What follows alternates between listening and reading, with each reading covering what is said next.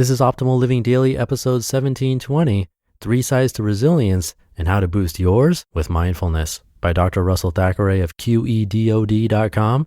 And I'm Justin Malik, the guy that reads you articles or sometimes book excerpts every day, including holidays, for over 4.5 years now, covering personal development or self-help, how to live a better life, and a lot more. It's always with permission from the authors or websites. Just hit the subscribe or follow button in your podcast app to get new episodes for free. And with that, let's get right to it and start optimizing your life. 3 Sides to Resilience and How to Boost Yours with Mindfulness by Dr. Russell Thackeray of Qedod.com. Larry Ward has a PhD in religious studies with an emphasis on Buddhist meditation and neuroscience.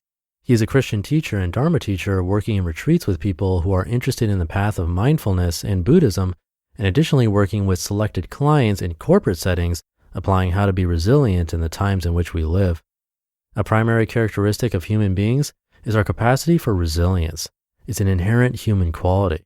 The question is, can we learn to enhance that quality in ourselves and between us? We are very complex creatures, and any of our life experiences of either pleasure or displeasure can trigger and destabilize our nervous system. An emotional experience such as anger, joy, happiness, or sadness is an experience communicated to us by our body.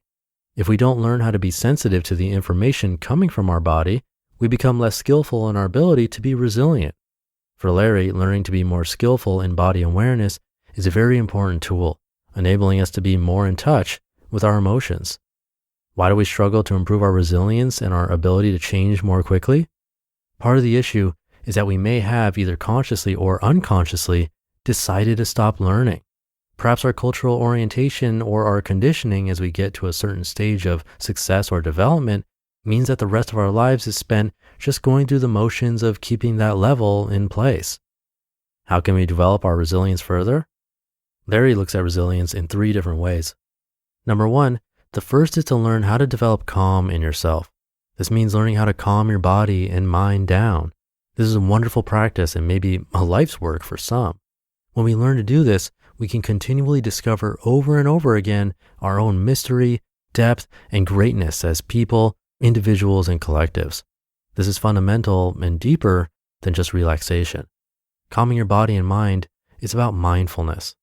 Levels of mindfulness can be attained through meditation, which empowers the networks in our brain, allowing us to pay attention. Enhancing our ability to pay attention is how we recognize what is happening with our body. When we are calm, we can have peaks of clarity of what is actually going on with us emotionally. Once you are aware, you can start to manage yourself better. Meditation is a skill, but things can come up to block your progress, so you need guidance and instruction, learning how to learn so that it is sustainable. Short meditations will help people start off their learning, but instruction is needed to progress. People often expect sudden changes to occur and perhaps give up too easily. If people are introduced to mindfulness meditation skillfully and carefully, they'll experience immediately some joy and some relief in terms of their resilience. Mindfulness is about self-awareness, being skillful in managing yourself, your emotions, and your mind.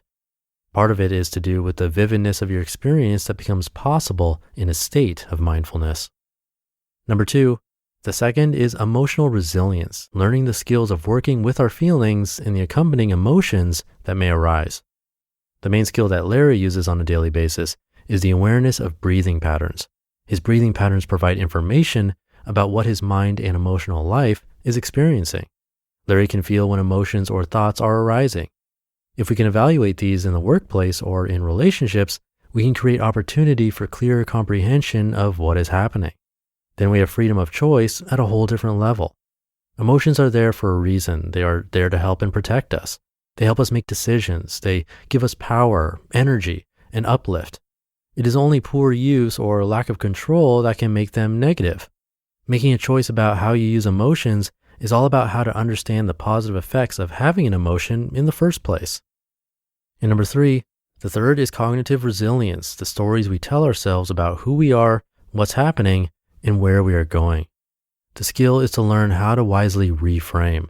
Otherwise, we can get caught holding onto a previous frame which no longer applies to our current real situation. Reframing is not escape, but the ability to look again and reimagine what is happening. When in a challenging situation, we tend to focus on the negatives. We could probably write down a number of negative things about that situation in a couple of minutes.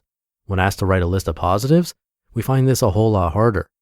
The more you think of problems, the more problems you have. Cognitive resilience helps nurture possibility questions rather than problem-driven ones. Our nervous system is designed to protect us, so we are wired to notice what is negative first. Cognitive resilience is learning to know that this is what is happening, then learning how to put things in the framework of, well, look at all of the positives connected to this. Cognitive resilience is learning how to work with your mind in terms of its images, the mood and expectations it creates in you, and the story you embody about what is possible for whatever environment you are in. Some people genuinely do not know what they want or where they want to go. They drift along, which is fine, but it is not learning to learn or training yourself to be in control of your own mind. This not knowing can take you into a freeze state, but in the state of not knowing, you still have choice and real possibility. You have to have the resiliency within yourself to move towards possibility. Once you know what direction you want to go in, a question of cognitive resilience is, what would it take for this to work? Humans seem to have an addiction to what is not working.